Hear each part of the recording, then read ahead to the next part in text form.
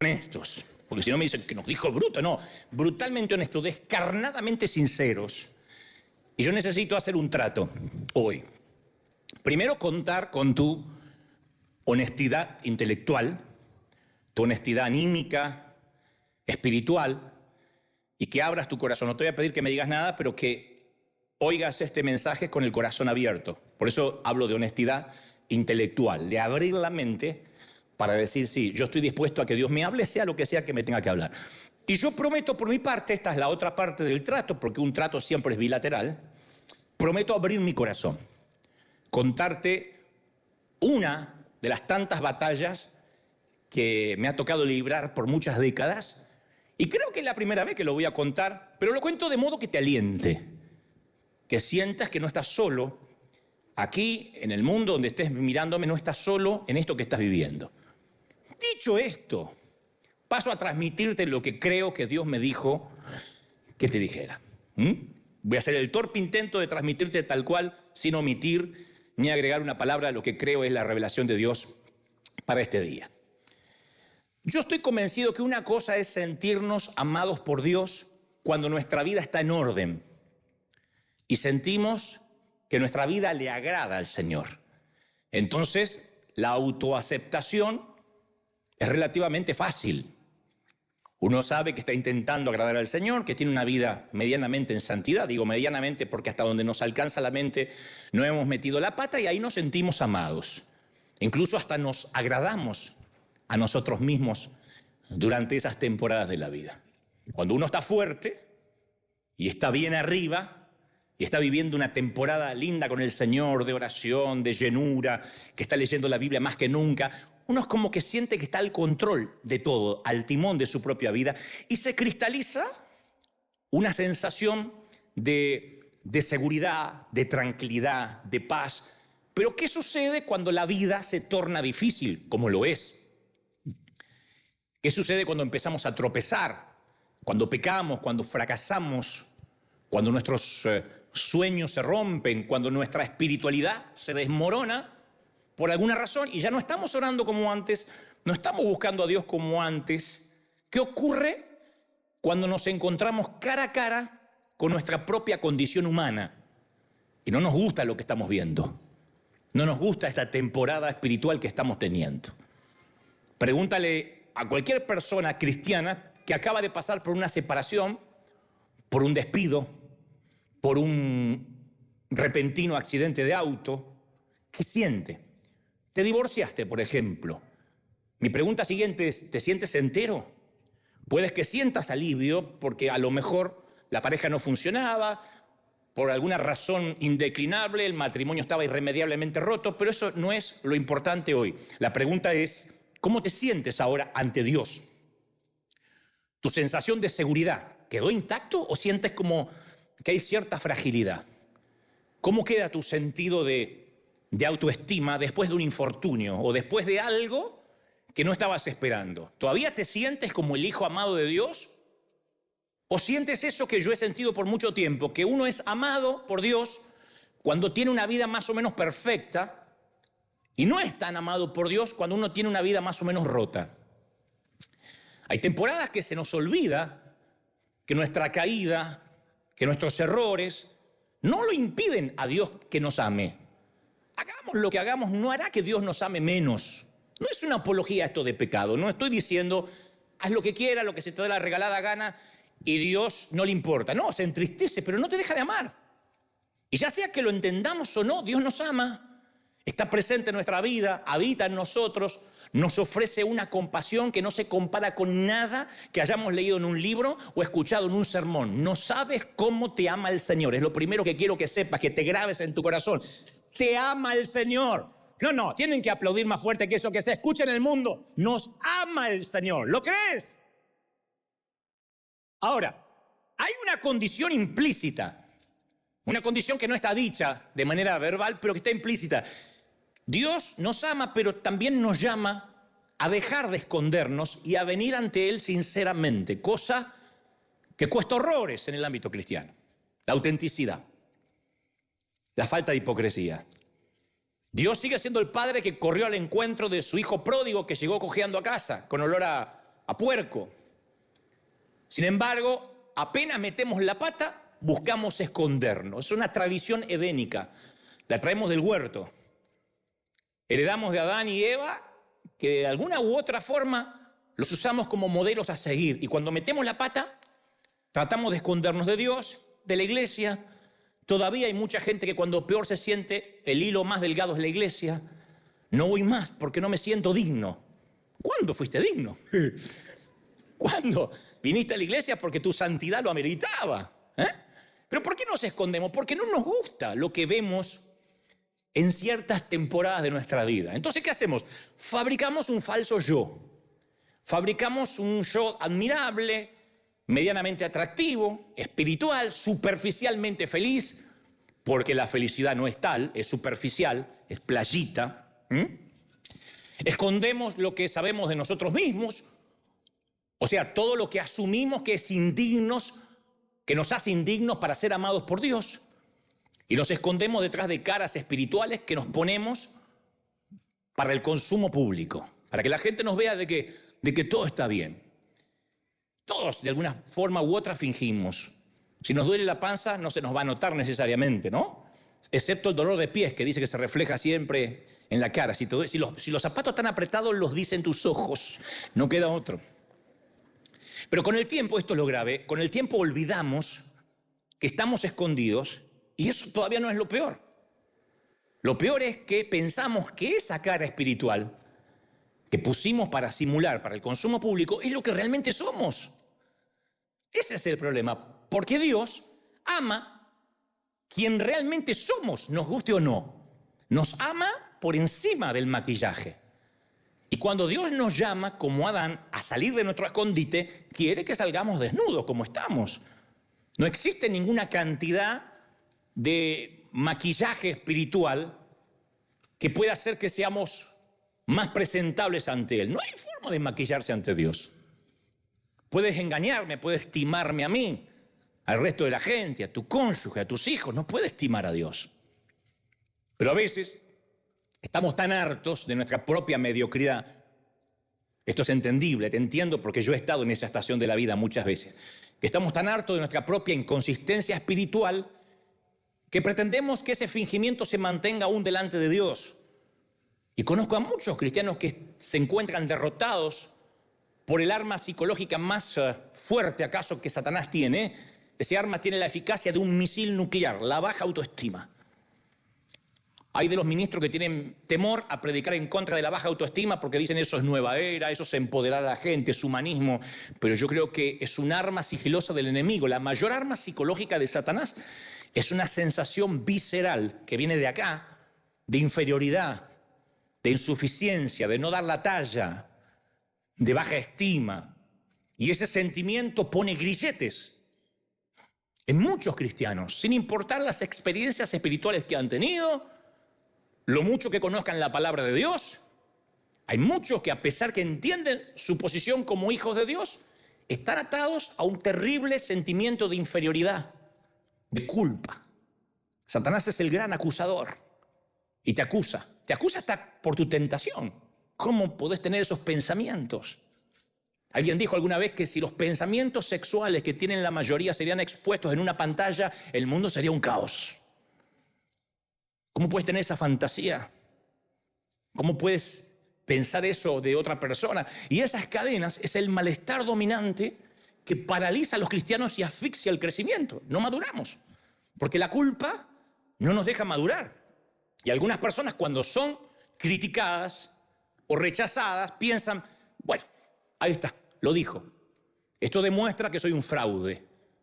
Esto que me dijo demuestra que realmente no sirvo. Y le damos mente a aquellas cosas que nos dicen que tienen que ver a veces con una crítica despiadada, pero que la creemos. Y ahí empieza el autorrechazo, que es el mayor enemigo de la vida espiritual. Porque el autorrechazo contradice la voz sagrada, divina de Dios que nos llama amados. Por eso te empecé diciendo, te ama el Señor. Pero cuando uno está autorrechazado, no puede sentirse amado. Mira, cuando yo tenía 5 años, he contado muchas veces el episodio, el impostor o el falso yo que me armé nació como una defensa contra la tristeza y la soledad. A los 5 años uno no es tan maquiavélico como para decir voy a ser hipócrita, voy a simular en la iglesia. 5 añitos. Pero yo me inventé un falso yo para sobrevivir a la soledad, al no sentirme amado. El impostor dentro mío me susurró: Dante, nunca más seas tú mismo, porque a nadie le gusta cómo eres. A nadie le gusta cómo hablas. A nadie le gusta ni tu físico, ni tu manera de ser, ni nadie está feliz porque naciste. Acuérdense que yo una vez le dije a mi mamá, a los 4 años y medio: mami, ustedes me quisieron tener. No, querido, fuiste un susto, después te explico. Cuando te dicen que fuiste un susto, no es que te esperaban con el cuarto pintadito de celeste, no. Naciste por una noche de avivamiento descontrolada del viejo, y ahí está. Después me enteraría los intentos de mi madre por abortarme para que el cáncer no terminara de matarla, etc. Entonces todo eso, de una forma u otra, marca tu vida de adulto. Entonces mi impostor, que vivía dentro mío, o que nació dentro mío, me dijo: invéntate un nuevo ser para que todo el mundo admire y nadie sabrá quién realmente eres. Así que me convertí en un buen chico, cortés, discreto, atento, muy respetuoso, un señorito, un caballerito, cuando era chiquito. Leí mucho, con voracidad, leí aleatoriamente todo lo que pude tener a mi alcance en la biblioteca que mi mamá me había heredado, dibujé mucho, todo tipo de caricaturas, dibujos humorísticos, pero me sentía acosado en cada momento por la sensación de abandono, de rechazo, que no había nadie allí para mí, que no me amaban. Y aprendí que dibujando, siempre que dibujaba en una tía, un pariente o en el colegio, dibujando, me daba cierto reconocimiento y la aprobación que yo siempre buscaba con desesperación. Entonces me daban un papel y yo empezaba a dibujar en cualquier reunión familiar, en noches de Navidad, de Nochebuena, Navidad, en el colegio. Yo dibujaba para ganarme la aprobación de los profesores y empecé a dibujar relativamente bien. Pero orbitaba en una zona sin ningún sentimiento profundo para mantener la vergüenza y el rechazo a una distancia segura. Y me construí un búnker de acero, un blindaje emocional. Un blindaje que cubrió mis emociones y también me negó el acceso a las emociones. Porque cuando uno se blinda, después de un desengaño amoroso, por ejemplo, después que te rompen el corazón, dice: nunca más confío en nadie. Bueno, te blinda para que no te vuelvan a dañar. Pero tampoco puedes volver a amar. No puedes dar. Entonces, cuando me blindé, el impostor que presentaba yo de manera pública era seguro. Yo parecía un niño que no necesitaba afecto, que no necesitaba cariño. Y ese gran divorcio entre mi cabeza y mi corazón perduró a lo largo de mis primeros años de ministerio, cuando ya me hice un hombre adulto. Ese divorcio permaneció. Separé, hice una dicotomía de la cabeza y el corazón.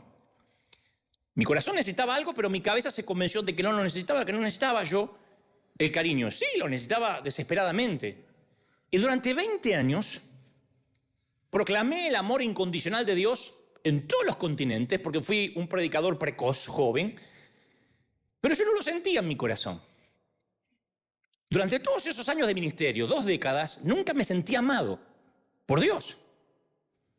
Y yo prediqué el amor de Dios. Le decía a la gente: ¿cómo te ama el Señor? Y veía que la gente se quebraba y yo por dentro decía: mira, si Dios me amara así también. Pero me convencía que si se lo decía a otros, por lo menos algo estaba haciendo. Me las arreglé para ocultar esa falencia, para ocultar esa necesidad. Pero la palabra dice que todo lo que los cristianos mantenemos oculto, seguimos viviendo en una mentira que nos termina dañando. El apóstol Pablo dijo en Efesios capítulo 5, versículo 12, las cosas que se hacen en secreto son aquellas que avergüenzan a las personas aún al mencionarlas. Pero cualquier cosa que es expuesta por la luz es iluminada, y lo que es iluminado se convierte en luz. Lo que mantenemos en la oscuridad, al iluminarlo, se convierte en luz.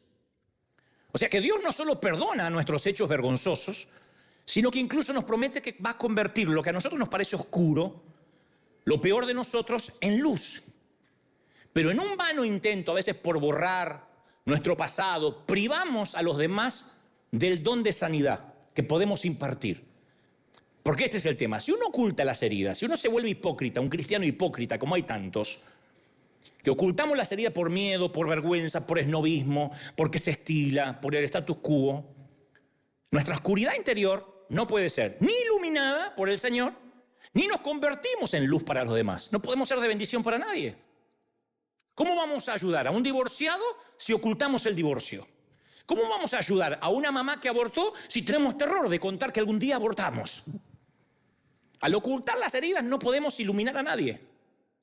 Una vez yo te conté de una famosa obra teatral inglesa de un solo acto que se llama El ángel que agitaba las aguas, que está basada en Juan 5:1. Es una obra teatral magnífica que dramatiza el poder del estanque de Betesda para sanar cada vez que el ángel agitaba las aguas. Y en esta historia teatral, una versión libre, una licencia que se da el autor, aparece un médico. Un médico que siempre se acerca al estanque con la esperanza de ser el primero en arrojarse cuando las aguas se muevan, porque él quiere ser sanado de su melancolía. Es un hombre melancólico, es un hombre abúlico, triste. Tiene una tristeza que arrastra y él dice, yo sé que si me meto en las aguas, esto en la obra teatral, ¿no? En la versión libre del autor. Si me meto en las aguas voy a sanar mi melancolía. Y el ángel en la historia finalmente aparece y detiene al médico justo cuando está listo para entrar, porque finalmente él va a ser el primero. Y el ángel dice, retrocede, doc. Tú no. Y él dice, ¿por qué si me toca? Retrocede, doctor. Tú no. Dialogan un poco y el ángel le termina diciendo, mira, sin tus heridas, doctor, ¿dónde estaría tu poder y tu autoridad para sanar a otros? Es tu tristeza, es tu melancolía lo que te da autoridad, lo que hace que tu voz penetre en lo profundo del corazón de los hombres y las mujeres. Pero si eres sano, eres perfecto, no vas a poder ayudar a nadie. Los mismos ángeles no pueden alegrar a los niños tristes de la tierra, como lo puede hacer un ser humano quebrado por los avatares de la vida como eres tú. Y ahí agrega una frase magnífica y le dice, en el servicio del amor solamente los soldados heridos pueden servir. En el servicio del amor solamente los soldados heridos pueden servir.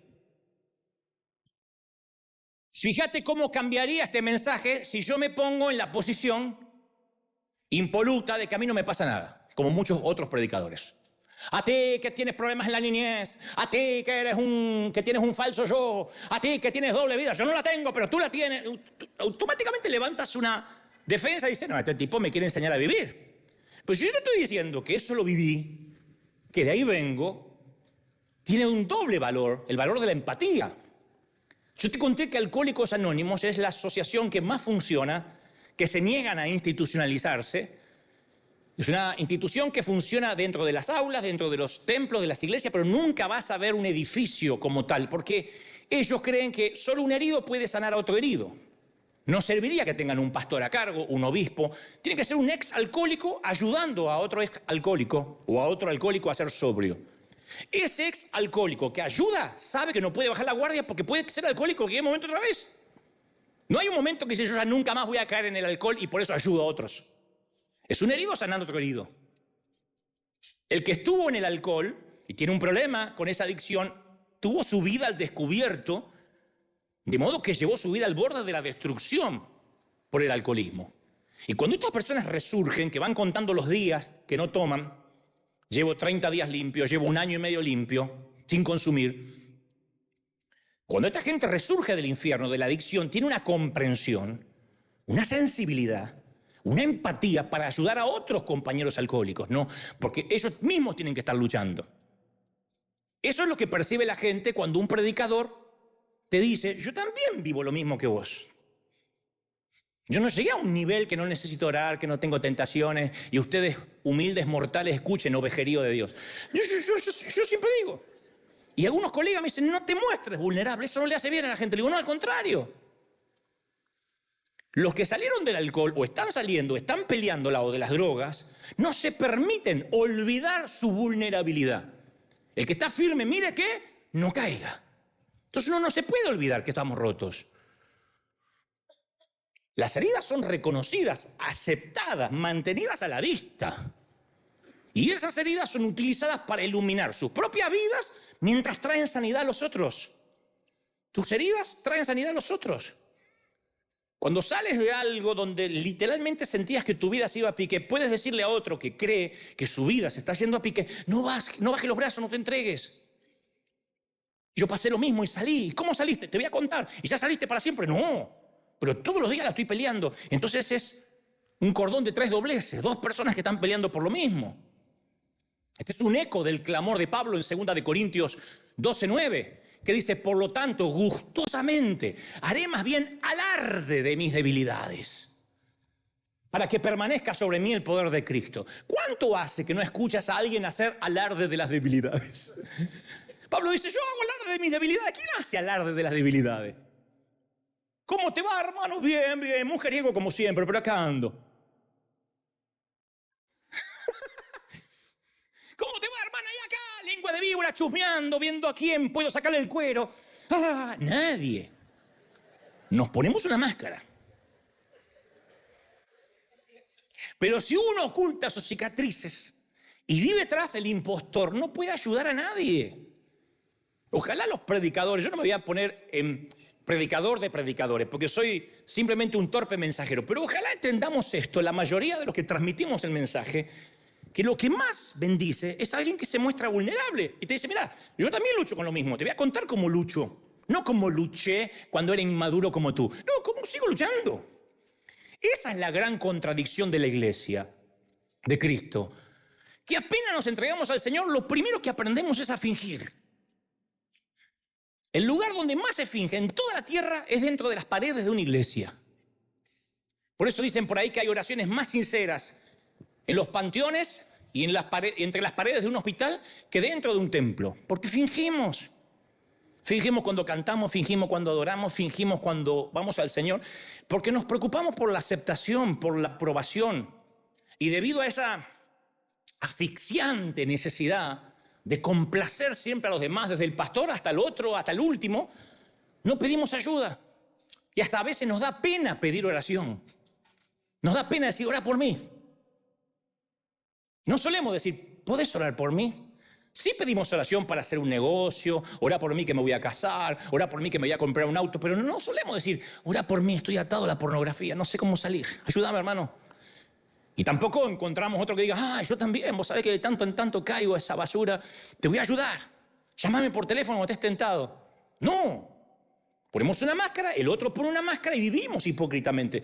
Es el miedo a no estar a la altura de las expectativas de los demás, al parecer santo, más espiritual de lo que somos.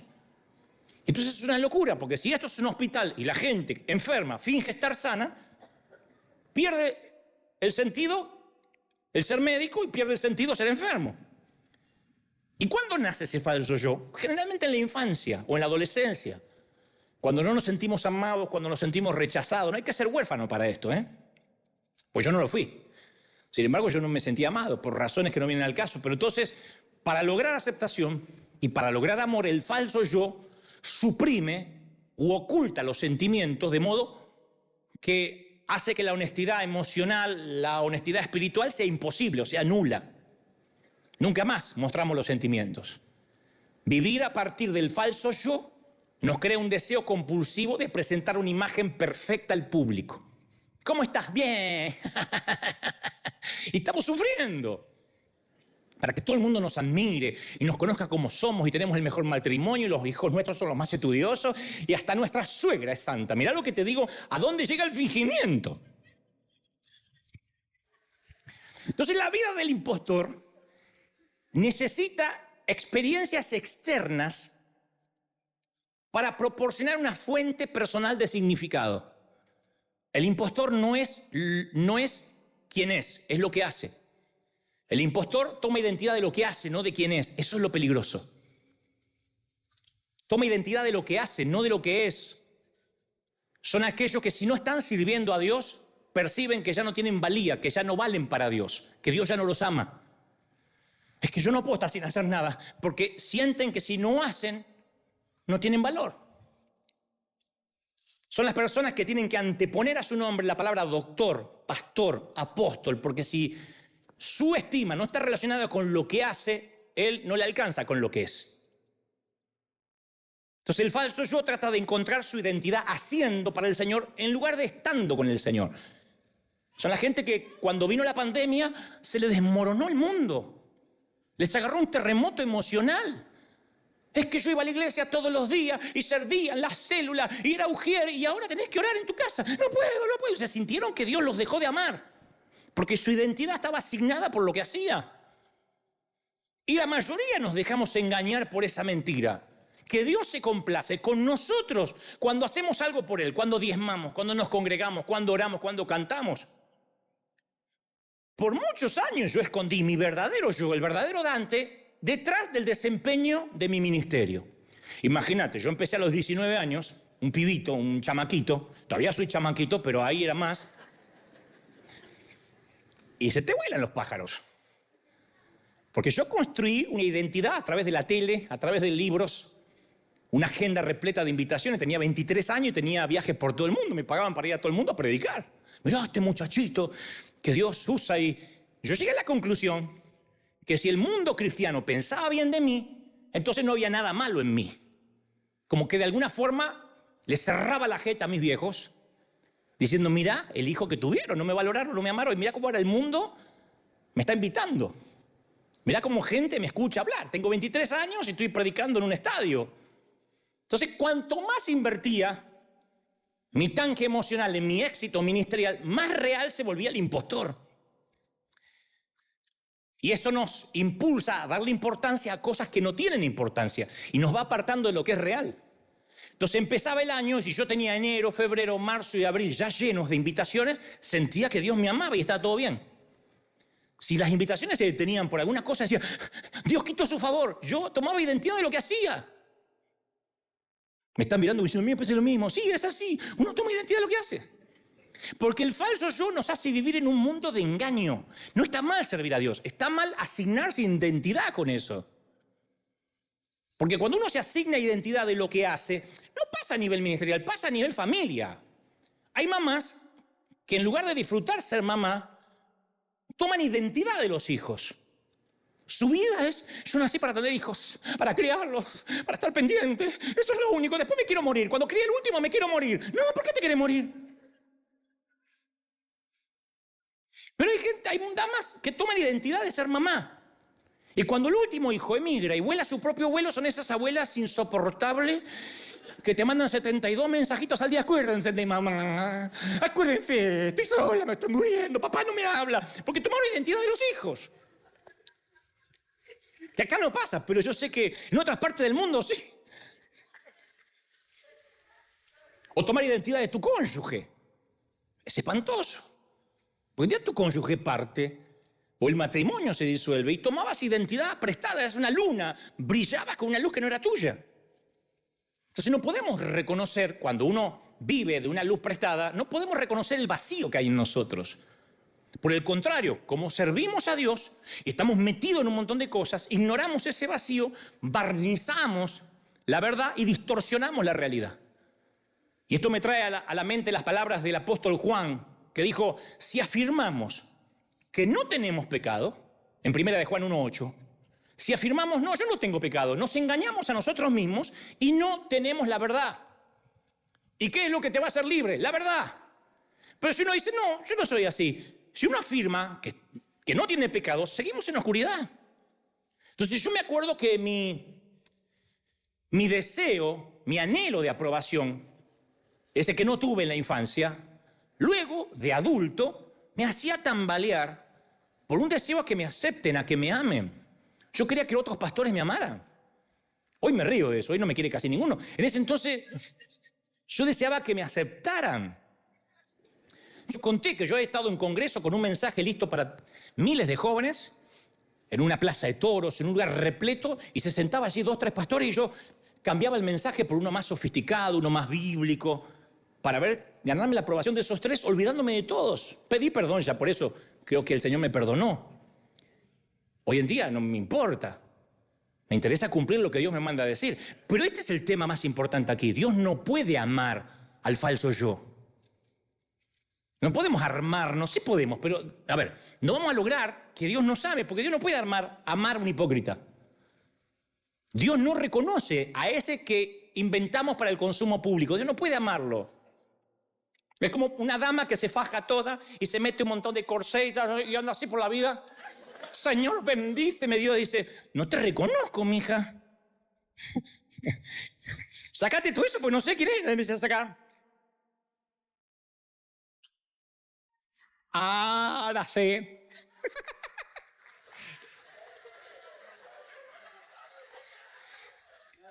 Y ser desconocido por Dios, esa es la verdadera tragedia, señores. Ser desconocido por Dios es la verdadera tragedia. Cuando uno elige una vida de apariencia, nos alejamos de Dios. Cuando uno quiere aparentar, vas a ganarte el beneplácito de muchos, pero el rechazo de Dios. Porque solo puede haber dos amores básicos. El amor de Dios hasta olvidarse de uno mismo, o el amor de mí mismo hasta olvidarme de Dios. Si me empiezo a amar a mí y a cuidarme a mí, me voy a olvidar de Dios. Y si amo a Dios, me voy a olvidar de mí. Y la triste ironía es que el impostor no puede experimentar intimidad en ninguna relación. No hay peor cosa que estar casado o casada con un impostor, con una persona falsa, que nunca lo terminas de conocer. Ahora, si eso es trágico para una pareja, imagínate lo que es para Dios. Cuando somos incapaces de tener intimidad con nosotros mismos, también somos insensibles a las necesidades de los demás. Por eso tantos en las iglesias no pueden amar a nadie. Publicamos la foto de lo que hacemos en el mundo y hay un montón de gente que no sepa tomar la izquierda lo que se a la derecha. Porque está mostrando, no es que él está haciendo y no lo está mostrando y quiere que hagas lo mismo. No, no quieres que muestre porque él no hace y porque él no siente compasión. ¿Por qué no siente compasión? Porque vive en hipocresía. El que vive en hipocresía no siente empatía por nadie. Ahora, ¿por qué nos conformamos a veces con vivir una vida tan limitada? Bueno, en primer lugar, yo tengo mi teoría. En primer lugar, porque los recuerdos reprimidos de la infancia sentaron un patrón que siguen estando ocultos ahí, cuidadosamente ocultos. Son patrones de la infancia. Es un radar de defensa muy eficaz que evita los sentimientos de rechazo, como me pasó a mí, pero que sacrifica la necesidad de intimidad. Uno no tiene intimidad cuando es un falso. No se puede estar con alguien que es falso. Yo tengo amigos así, no voy a decir quién, porque estamos saliendo al mundo, por ahí en otro momento lo contaría, pero tengo amigos así que fueron actores o cantantes y que se comieron al personaje. Entonces estamos en un restaurante, viene la gente, se acerca y él dice: hola, ¿cómo te ves? Te firmo el autógrafo, ¿qué tal? ¿Cómo te ves? Querida, ¿qué tal? ¿Me conoces? ¿Me conoces? Pero qué raro, ¿de qué generación sos? Ah, yo tengo 23, qué raro, tu mamá me debe conocer, ¿eh? Tu mamá me debe conocer, mis éxitos, ¿no conoces mis éxitos? Te firmo. La chica no quiere que le firme nada. Se va, quedamos solos y dice: vos sí te acordás de mis éxitos, ¿no? ¿Te acordás del hit que dice? Yo digo: no puede ser. Está enfermo. Se cree un famoso. Yo digo que hasta Messi, en su momento, tiene que dejar de ser Messi. Cuando está con su mujer, cuando está con los hijos. No, hay gente que vive en un personaje, vive en una cápsula de hipocresía. Esto con los cristianos evangélicos es un modus operandi. ¿Qué tal Dios te bendiga, la paz del Cordero Inmaculado, lo redima de la concupiscencia de la carne? Ahí conmigo me estoy empoderando en el nombre del Señor. ¿De verdad? Van así en la carnicería, carnicero, en el nombre del Señor, deme un poco de nalga. ¿Es así? No. Entonces, ese sistema de fingimiento, de apariencia, se construye desde los primeros años de vida. ¿Cuándo? Cuando detectamos que no somos amados. Y en segundo lugar, vivimos limitados. ¿Saben por qué? ¿Por qué vivimos así? Por cobardes. Porque una vida dedicada al que dirán es una vida de pecado. Estás en pecado. Si estás viviendo por el que dirán, y te lo digo porque he estado en pecado mucho tiempo, estás en pecado. Aunque algunos lo disfrazan de: no, estoy cuidando el testimonio se cuida solo.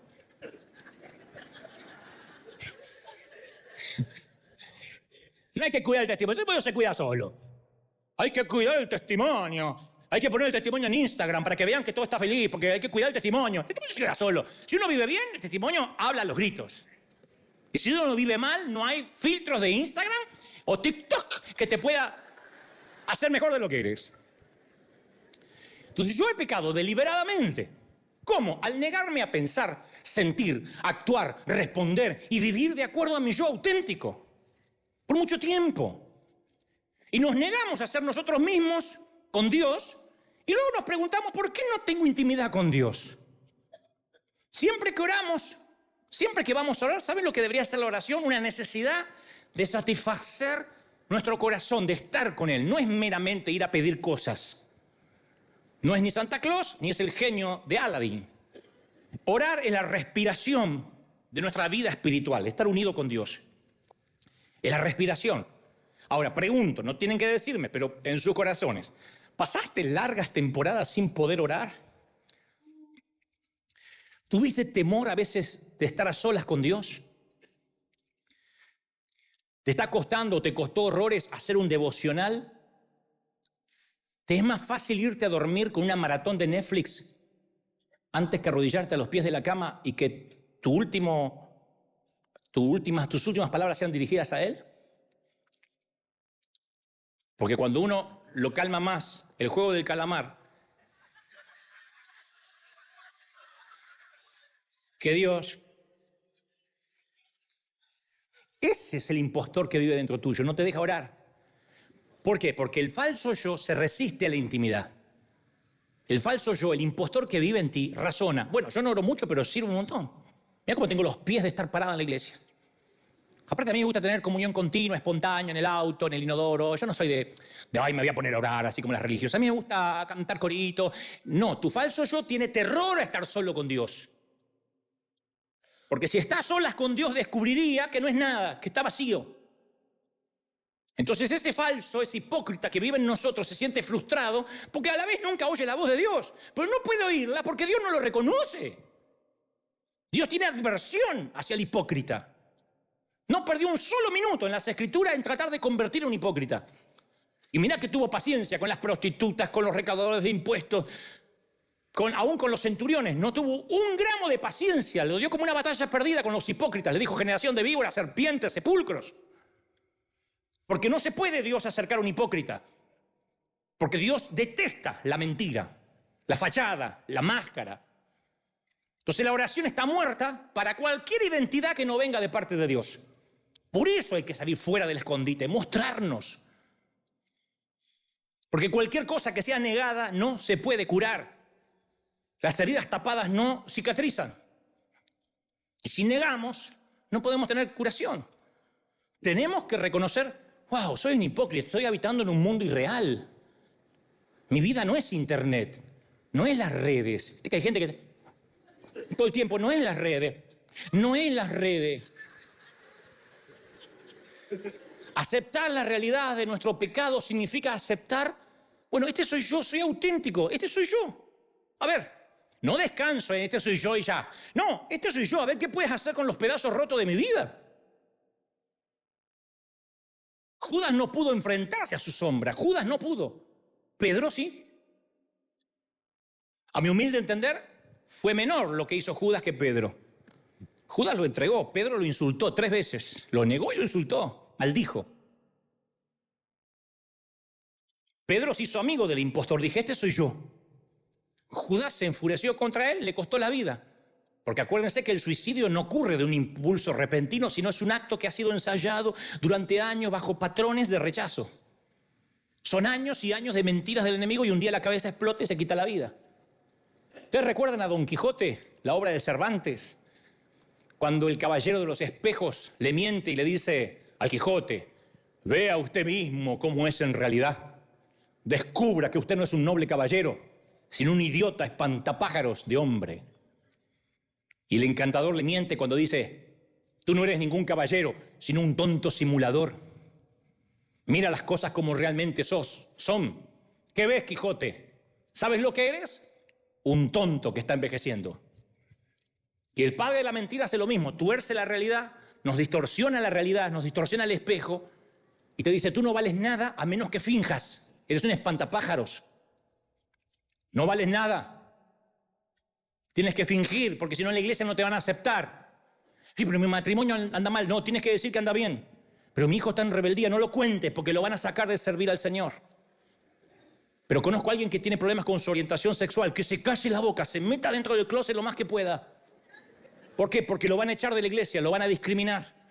Y entonces tapamos y tapamos. ¿Y quiénes son los principales tapadores? Nosotros, los pastores. Los más timadores, los más hipócritas. Los que nos paramos acá como diciendo, yo vengo de estar toda la noche orando. Y traigo una revelación fresca. Me está bajando ahora el mail. Nosotros sugerimos eso y la gente lo alimenta. Mira, yo me acuerdo cómo Dios me sanó del síndrome del impostor. Bueno, estoy en recuperación, ¿no? Pero cómo fue la primera sanidad. Fue durante el año 2008, en unas largas caminatas por la noche, cuando vivíamos en Florida. Yo me sentía que no tenía valor. Había salido de la Argentina, que era donde me conocían mucho, y ahora era una nota más en un gran pentagrama musical viviendo entre los gringos y los venezolanos en Weston, Florida, Miami.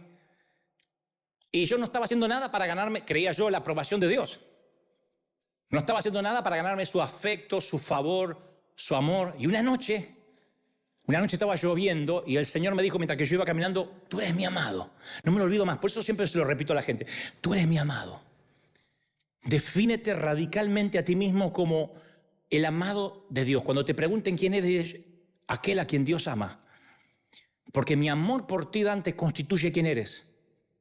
Deja que eso se convierta en lo más importante de tu vida. Te amo. Sí, pero no me estás usando, te amo. Pero no me estás jetón, te amo. Bueno, lo de jetón creo que no lo dijo, pero yo lo percibí. Entonces la base de mi patrimonio personal no son mis bienes, no son mis talentos, no es la estima de los demás, no es mi reputación, no son los aplausos, no son las críticas despiadadas. Yo me quedé anclado en Dios, en cuya presencia cada vez que voy estoy desnudo, que me vuelve a decir, cómo te amo, tú eres mi hijo amado, Dante, te amo, te voy a dar el amor que no te dieron tus padres, que no te dio la iglesia. ¿Lo crees? ¿Cuántos quieren ese Dios? Díganme amén. Yo pensé que Dios había perdido su interés en mí. Un año en que y eso que salía a predicar, pero yo me sentía que durante la semana no hacía nada. Y Él me habló a través de Isaías 49:15, me dijo, ¿puede una madre olvidar a su niño de pecho y dejar de amar al hijo que dio a luz? Aunque ella se olvidara, yo nunca te voy a olvidar, jamás. Yo te di a luz, yo te parí. ¿Tú lo crees? Y ahí yo sentí que el impostor se desvaneció. Y yo entré en contacto con mi verdadero yo, con mi verdadero ser, con mi Dante auténtico. No me gustó lo que vi. Pero mi anhelo de reconocimiento desapareció. O empezó a desaparecer, no digo fue así, pero empezó a desaparecer. Porque solía suceder que nunca me sentía seguro conmigo mismo, a menos que estuviera desempeñándome a la perfección. Si yo predicaba bien, por ejemplo, en un congreso, y me iba detrás y decía, tremendo cómo Dios te usó. ¿En serio? Sí, en un momento cuando hiciste así, la gente se cayó. ¿Así? ¿Cómo? ¿Así? ¡Oh! Sí, no, tremendo. Entonces yo me iba a casa sabiendo que me comía el mundo. Yo era Justin Bieber. La Kardashian. Yo sentía que, aleluya, y, no, tremendo. Y entonces trataba de salir rápido de la zona privada para meterme entre la gente, para ver que la gente me alimentara el ego. Pero no es que diga, ay, qué orgulloso. No, yo luchaba con todo lo contrario. Yo me sentía una cucaracha. Entonces yo iba entre la gente, hermano, ¡ay, no! ¿Lo viste? Había un ángel detrás de él. Y yo estaba, ¡oh! Y me acariciaba el ego. Me quedaba un rato en el estacionamiento a ver si me quedó alguien por decir algo que me quería decir. Pero así todo, cuando uno vive de los aplausos, llega una crítica y te liquida. Venía alguien y decía, la verdad que te veo poco espiritual, ¿eh? La prédica la estás repitiendo mucho, ¿no tenés otra? ¿Eh? Y esa palabra me liquidaba. Vamos a comer, Dante. No, me voy al hotel, estoy cansado, me voy al hotel. Me quería tirar en el hotel, taparme con la manta, me sentí una porquería. Yo dependía de un ganso que por ahí ni escucho, como los que opinan en las redes. Sos un falso profeta. Y se va a mirar porno. Entonces, uno le cree. Mi deseo de ser perfecto había trascendido mi deseo por Dios. Entonces, traumatizado, tiranizado por esa mentalidad, interpreté la debilidad como mediocridad y falta de espiritualidad. Me sentía seguro con Dios solo cuando yo me veía noble, usado, sin cicatrices, sin miedo, ganador. Encima el ámbito evangélico no ayuda porque uno va a canales de televisión cristianos, a radios cristianas y todos se mueven así, todos están con sus trajes de diseño y todos huelen rico, aleluya, y llegan todos con sus guardaespaldas. Entonces uno dice, wow, todavía tengo que llegar a eso, todavía me falta, todavía no tengo guardaespaldas. No sé quién me va a querer matar, pero tengo que tener uno. No sé para qué sirve, pero se usa. Entonces, y Jesús me quitó el velo del desempeño perfeccionista y cuando fui perdonado y libre fue como que si me extirparan un tumor. Aprendí a vivir el hoy, el momento presente. Dejé de proyectarme hacia el futuro. Uy, si me invitan acá, por ahí me ve aquel y me lleva allá. Dejé de importarme, me dejó de importar el deslumbrar a otros. Perdí el miedo al que dirán. Vos no sabés la libertad que es vestirte sin que te importe el que dirán. Porque hay gente que va caminando así. Ay, es que la moda duele. ¿Y por qué te duele? Está bien, no va a venir en chanclas, pero... pucha. Aprendí una nueva forma de ser conmigo. Me empecé a llevar bien conmigo. Dije, qué buen tipo soy. No era tan malo. Me sentí amado, valorado. Y el quitarme la máscara me liberó del temor a los hombres. Me liberó del temor a lo que van a pensar de mí, del miedo a abrirme, a ser vulnerable. El miedo a que me conozcan tal cual soy. No sabés lo que era. En esos años yo predicaba y después estaba perseguido un mes por lo que había predicado. Ay, no tenía que haber contado eso. Ay, qué estúpido. Ay, quedé como un bobo cuando dije ese chiste. Ay, no. Y ni te digo si alguien decía, en un momento se te salió el pañuelito un poco más. Ay, ¿por qué no me avisaron? Ay, qué estúpido, tenía el pañuelito salido. ¡Un inseguro! Hace muchos años ya. No importa, te recuerdo ahora. Pero mi lema comenzó a ser, nada que proteger, nada que perder. No tengo que proteger ninguna reputación. Yo soy el amado del Señor. Y si soy el amado del Señor,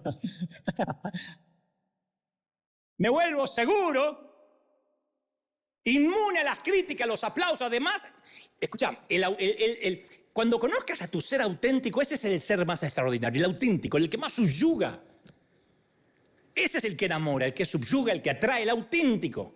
Ese yo discreto que tiembla en el invierno, que suda en el verano, que se despierta con el ojo hinchado, que va reptando hasta el baño para ir a orinar, que se abre camino a través del tránsito entre los chinitos, que compra en el supermercado, que saca el tacho de basura, que es feliz tomando una copa de Malbec mendocino que deberían tomarlo para la Santa Cena para que esté ungida.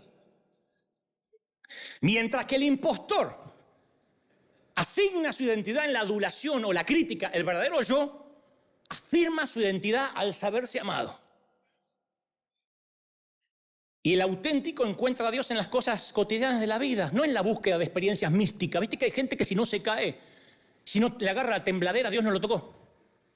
Hace poco alguien se fue de esta iglesia y dijo, me voy, acá no hay mucha chiripiorca. Bueno, vete todos los capítulos del Chavo y que te agarre la chiripiorca. Cuando te canses, volvé. Gente que le gusta la espuma. Porque siente que esa es su identidad. Ay, me agarró la tembladera, ay, me agarró, y ahí siente que Dios lo tocó. Yo todo lo que quiero decirte es, tú eres el amado. Vos sos el amado. Mi único deseo es que se grabe en tu rincón, en el rincón de tu ser. Eres el amado. Diga conmigo, soy el amado. Fuerte, soy el amado. Y anclado en esa realidad, uno no necesita que lo vean, que lo reconozcan, que lo honren. Le damos la gloria a Dios siendo nosotros mismos. Vivimos con la conciencia de que somos amados y ese es el eje en torno al cual gira nuestra vida cristiana. Es el núcleo de nuestra existencia. No te sientes amado por Dios, está fregado. Y no es porque Él te ame o no te ame, es porque uno no se siente, es la percepción. Ese es el nombre por el cual Dios nos conoce. Apocalipsis 2:17 dice, al que salga vencedor, le daré el maná escondido y le daré también una piedrecita blanca donde hay un nombre escrito, un nombre nuevo que solo conoce el que lo recibe.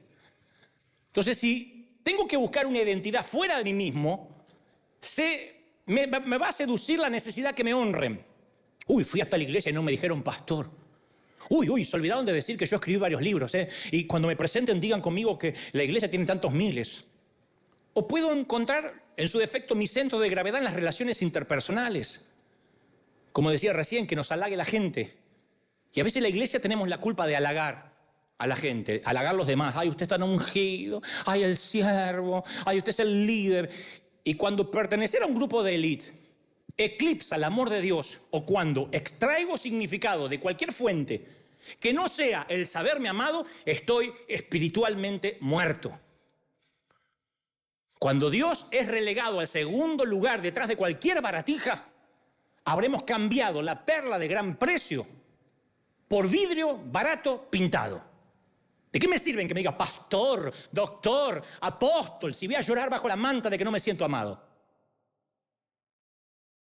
Por eso recuerdo lo que el Señor me dijo bajo una lluvia una vez en Florida. Puedes oírme, Dante, te amo. Siempre te amé. Y he estado esperando que hagas silencio para decírtelo. Pero estabas tan ocupado, flaco, tratando de demostrarte a ti mismo y de demostrarme a mí que mereces ser amado, que no me podías escuchar. Porque yo sabía que continuamente decepcionaba a Dios. Una parte de mí que me avergonzaba. Entonces yo huía de mis debilidades. negaba quién era yo y me concentraba en lo que quería hacer, en el modelo terminado. Pero no fue hasta que abracé mis partes rotas que recién ahí pude identificarme con las partes rotas de los demás. Mi rol era identificarme con el dolor de los demás, no tratar de aconsejarlos o que cambien de vida necesariamente. Ministrar es compartir, no dominar. Es comprender, no teologizar. Es cuidar, no controlar. En todo caso, cuido las ovejas, no las controlo. Y yo solo sé que en ciertas temporadas todos hacemos un ajuste en nuestras vidas. Ese fue uno de los momentos para mí. Si miras mi vida en un mapa, difícilmente en el 2008 veas algún cambio profundo, pero sí hay un ligero cambio de dirección. Pero yo te puedo decir que se siente muy diferente ahora. No tengo que maquillarme para hablar con Dios. ¿No sabes lo que es eso? No tengo que maquillarme para hablar con Dios. Porque aparte Él conoce mis pensamientos, mi corazón. A veces le digo, ¿viste, Señor? El Señor dice, Pero siempre nuestras charlas terminan, haga lo que haga, Dante, eres amado. Y por alguna extraña razón eso es más que suficiente para mí. Me dio identidad. Menos mal que eso lo aprendí antes que las redes sociales estuvieran en auge. En una noche lluviosa, una vasija de arcilla con pies de barro se puso de pie al saberse amado. Claro, yo pretendía ser un gigante espiritual, pero me di cuenta que era un hombre común que se encontró con Dios, el Dios de la gente común. El Dios que toma los pelagatos destartalados y los eleva hasta sentarlos con príncipes, con reyes. Ese Dios que nos amó tanto que dio a su Hijo unigénito para que nadie se pierda, pero la retórica religiosa nos hizo olvidar que Él nos amó tanto. Nos olvidamos que nos ama. Entonces yo quiero que hoy te definas como alguien, que digas mi identidad, a partir de ahora soy la amada de Dios. Ese es mi yo, lo otro es ilusión, soy la amada de Dios. Tú no eres tu apellido ni el apellido de tu esposo. Tú no eres lo que haces, ni lo que antepone a tu nombre, ni lo que figura en la firma de tu email. A mí me fascina leer Juan 13:23 porque dice, y uno de sus discípulos, el cual Jesús amaba, estaba recostado en el pecho de Jesús. Juan deja caer su cabeza en el corazón de Dios. Imagínate tu cabeza en el pecho de quien acomodó el cosmos, el que metió los océanos en su cauce y niveló las montañas. No, eso no puede ser un hecho histórico. ¿Por qué la Biblia dice que él se acostaba sobre el pecho? Porque quería Juan que comprendamos la profundidad de relación que podríamos tener con Dios. Dios le permite a un joven judío de 20 y tantos años que descanse en su pecho y que escuche los latidos de su corazón. Se le impregnó el perfume a Juan. ¿Alguien vio a un Jesús más tierno que esa escena? Vení. Y es evidente que para acostarse sobre su pecho no estaba intimidado por Jesús, no tenía miedo de maestro. No era un místico encapuchado o una cara espectral con un manto que fluye. Juan estaba afectado por la santidad de este hombre. Y no era como yo, que antes de erradicar mi falso yo, veía a Dios como esos dioses griegos que cuando lo dejas de agradar, ¡fah!, te fulmina con su espada. No, cuando Juan se inclina sobre el pecho de Jesús y escucha los latidos del corazón del Maestro, llega a conocerlo mucho más allá de un conocimiento cognitivo. Porque hay una diferencia enorme entre saber acerca de alguien y conocerlo. Porque yo puedo saber todo de ti. Cualquiera puede saber todo de mí y de ti. Nombre, lugar de nacimiento, familia de origen, formación educativa, hábitos, apariencia. Pero eso no dice nada de ti. Tu banco sabe eso. El IRS sabe eso. ¿En serio? Y creo que sí. Tu ginecólogo. Tu urólogo. El gobierno sabe eso de nosotros. Pero eso no significa que nos conocen. Y Juan experimenta a Jesús como el Dios de amor. Y al llegar a conocer quién es Dios, Juan descubre quién es Él, el discípulo al cual Jesús amaba. Años después, el evangelista escribiría, en el amor no hay temor, porque el amor perfecto echa fuera el miedo. Y el que tiene miedo al castigo es porque no se perfeccionó en el amor. Cuando tenés miedo que Dios te va a castigar, es porque no lo amás, no te perfeccionaste en sentir los latidos de su corazón. Juan no tenía una doctrina heredada, sino un mensaje nacido en su experiencia. Él declaró, Dios es amor. En 1 de Juan 4:16, Dios es amor. No dijo Dios tiene amor, Dios es. Si encuentro a Cristo, me encuentro a mí. Y si me encuentro a mi verdadero yo, sigo con Él. Juan no creía que Jesús era lo importante. Juan creía que Jesús era lo único, no lo más importante. Él era el discípulo al que Jesús amaba. ¿Tú lo crees de verdad, sí o no? Y escuchá, unos 60 años después de la resurrección del apóstol, como un viejo minero que encuentra todavía pepitas de oro, Juan rememora algunos episodios de los 3 años que vivió con él.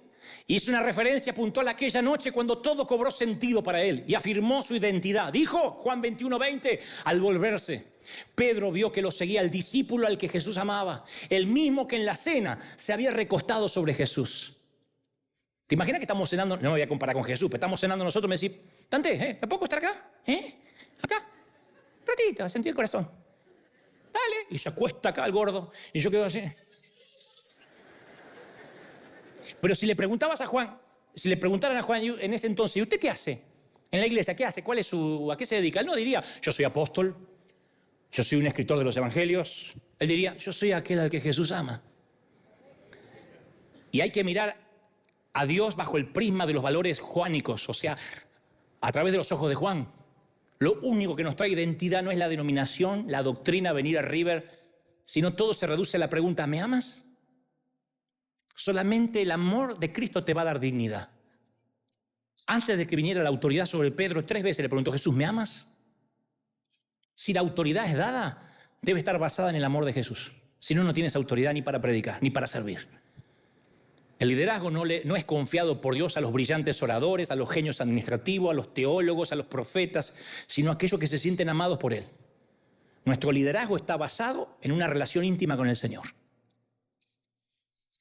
Pero a veces vemos que si Dios nos bendice es porque yo hago las cosas bien. Si me deja de bendecir porque hago las cosas mal. Es una noción que tiene que salirse de nuestra cabeza. El Dios de Noé, que ve las personas en pecado y manda un diluvio.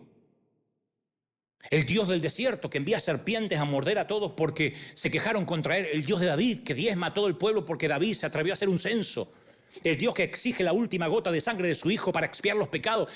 Esos estados de ánimo de un Dios que alterna entre el odio, entre la ira y entre el amor. No, eso se nos hizo familiar hasta el día de hoy. Dios me está castigando. No es ese el Dios que vino a traer Jesús. Por eso si hay una palabra que ejemplifica a Jesús es reconciliación. Segunda de Corintios dice, en Cristo nos reconciliamos. Reconcilió Dios al mundo consigo mismo, no tomándole en cuenta sus pecados. ¿Lo crees de verdad, sí o no? Dios reconcilió, Colosenses 1:20, todas las cosas en el cielo, en la tierra, haciendo la paz por medio de su muerte en la cruz. ¿Cuántos quieren reconciliarse con el Señor? Nada te puede separar del amor de Cristo. Dile nada, nada, di fuerte nada. Ni la falta de conciencia, ni la falta de pasión, ni los juicios negativos, ni la imagen degradada que tenga de ti mismo, ni la suegra, ni el futuro incierto, ni las luchas de poder en la iglesia, ni los falsos profetas, ni el miedo, ni la culpa, ni la vergüenza, ni el odio hacia ti mismo. Nada te va a separar del amor de Dios. Nada te va a separar. Pongo mi verdadero yo. Te ama el Señor. Te ama el Señor. ¿Cuántos dicen amén? Te ama el Señor. ¡Aleluya! Si no hacemos eso, ya termino. Nunca dejamos la carga del pecado, solamente cambiamos la maleta de mano. Pensamos, no puedo decir que pequé porque si lo digo me van a dar con un caño y tengo que abrirme con alguien que me ama. No puedo admitir que estoy equivocado. Y en el fondo, uno no se siente aceptado y reprime la culpabilidad, finge que todo está bien. Yo me harté de ser hipócrita. Cuando digo legalista en recuperación es porque me harté de ser un legalista. Yo juzgaba a los demás por mi propia hipocresía. Si yo finjo, tú finges. Y a propósito, hace unas semanas yo te conté que suelo hablar mucho solo. No que te loco. Pero hace más de una década tuve una charla con mi falso yo. La última gran charla, la última plática con mi falso Dante. Le dije, buenas noches, impostor. Quiero decirle, porque yo lo trato de usted. Quiero decirle que cuando yo era un niñito y descubrí que no había nadie ahí para mí, usted intervino y me mostró cómo y dónde esconderme.